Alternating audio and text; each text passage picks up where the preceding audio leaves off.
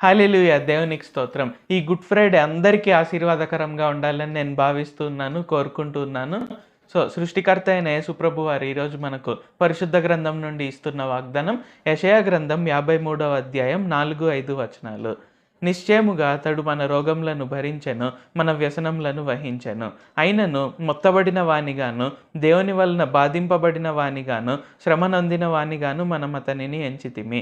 మన అతిక్రమములను బట్టి అతడు గాయపరచబడెను, మన దోషములను బట్టి నలుగగొట్టబడెను. మన సమాధానార్థమైన శిక్ష అతని మీద పడెను, అతడు పొందిన దెబ్బల చేత మనకు స్వస్థత కలుగుచున్నది. ఈరోజు వాగ్దానం గనుక చూసుకున్నట్లయితే యేసుప్రభు వారు మనందరి కొరకే ఆయన మరణించారు, సిలువ పైన బలియాగమయ్యారు.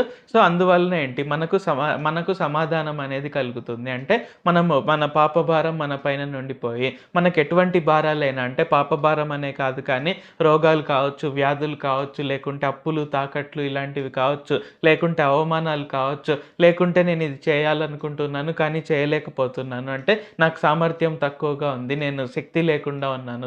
ఇలాగ దేనికైనా సరే వీటికి బదులుగా ఆయన మనకు ఆరోగ్యాన్ని కలుగజేస్తారు, దీర్ఘాయుషుని కలుగజేస్తారు, ఐశ్వర్యమును, క్షేమమును, ఘనతను కలుగజేస్తారు. ఇక్కడ ఏంటంటే మనకు యేసుప్రభు వారు సిలువ పైన బలియాగం అవ్వడం వలన మనకు ఏదైతే ఇబ్బంది పెడుతుందో వాటన్నిటి నుండి యేసుప్రభు వారు మనకు విడుదలను కల్పిస్తున్నారు. మరీ ముఖ్యంగా ఏంటంటే ఆయన మనకు రక్షణను దయచేస్తున్నారు. అంటే మనం వన్స్ నమ్మినట్లయితే నా కొరకే యేసుప్రభు వారు మరణించారు, ఆయన నా రక్షకుడు, ఆయన నా సృష్టికర్త అని ఎప్పుడైతే మనం పూర్ణ హృదయంతో అంగీకరిస్తామో మనకు రక్షణ అనేది కలుగుతుంది. అలాగే మన పైన ఉన్న పాపాలన్నీ ఆయన తీసివేస్తారు. పాప భారం మనం మోయాల్సిన అవసరం లేకుండా ఆయన నీతిని, ఆయన పరిశుద్ధతను మనకు దయచేస్తారు. కాబట్టి మనం గుర్తుంచుకోవాల్సింది ఏంటంటే యేసుప్రభు వారు మన కొరకే సిలువ పైన మరణించడం వలన ఇప్పుడు మనం పాపులం కాదు కానీ మనం నీతిమంతులము, పరిశుద్ధులము. అలాగే మనకు అన్ని రకాలుగా ఆయన ఆశీర్వాదాన్ని దయచేస్తారు. అందుకే మనము ఈ ఫ్రైడేని గుడ్ ఫ్రైడే అనుకుంటున్నాం, అంటే శుభ శుక్రవారం అనుకుంటున్నాం. ఎందుకంటే ఇది మనందరికీ మంచి శుభవార్త కాబట్టి. అంటే మన పైన పాప భారం అనేది లేకుండా, మన పైన ఎటువంటి శిక్షలు కావచ్చు, శాపాలు కావచ్చు, ఇవేవి లేకుండా ఆయన మనకు ఆశీర్వాదాన్ని, ఆరోగ్యాన్ని, దీర్ఘాయుషుని, రక్షణను, అలాగే మనకు నీతిని, పరిశుద్ధతను ప్రతి ఒక్కటి ఆయన మనకు అనుగ్రహించాడు. మనం చేయాల్సిందల్లా ఏంటంటే ఆయన బలియాగానికి విలువనిచ్చి మనం ఆయనను నమ్మడము అండ్ ఆయనను ఖచ్చితంగా ప్రతిరోజు అనుసరిస్తూ ఉండడము. ఇలాగ చేయగలిగినట్లయితే ఏంటంటే ఖచ్చితంగా మన జీవితాల్లో ఆయన గొప్ప ప్రభావాన్ని, గొప్ప అభివృద్ధిని చూపిస్తారు. ప్రార్థించుకుందాం. ప్రభువా, దేవా, సర్వాధికారి, మాకు ఇంకొకసారి ప్రార్థించుకునేందుకు అవకాశం ఇచ్చినందుకు వందనాలు తండ్రి. మీరు మా కొరకై చేసిన ప్రతి ఒక్క మేలుని బట్టి మీకు వందనాలు, స్తుతులు, స్తోత్రాలు తండ్రి.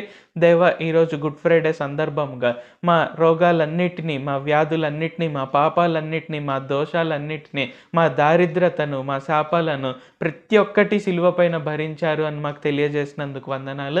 యేసయ్య, మీ రక్తం వలన మేము కడుగబడిన వారము, మేము నీతిమంతులము, పరిశుద్ధులము, ఆశీర్వదింపబడిన వారము అని తెలియజేసినందుకు వందనాలు యేసయ్య. కావున ఈ ప్రార్థనలు ఎవరెవరైతే పాల్గొంటున్నారో ఈ గుడ్ ఫ్రైడే ఈ రోజు నుండి వారికి గొప్పగా ఆశీర్వాదకరంగా ఉండాలని, వారు గొప్పగా ఆశీర్వదింపబడి అనేకులకు ఆశీర్వాదకరంగా జీవించాలని నజరేయుడైన సర్వశక్తిగల యేసుక్రీస్తు నామములో ప్రార్థిస్తున్నాం తండ్రి.